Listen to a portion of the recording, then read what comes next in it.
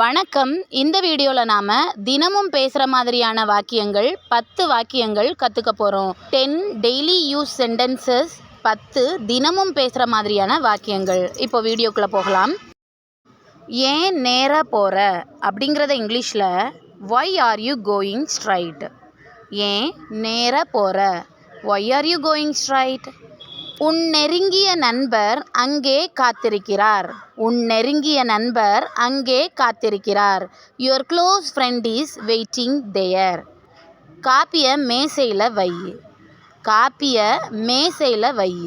Keep the coffee on the table. Keep the coffee on the table. நீ என்கிட்ட என்ன கேட்க போகிறேன்னு எனக்கு தெரியும். அதை இங்கிலீஷில் I know what you are going to ask me. நான் ஒன்று சொல்லட்டுமா?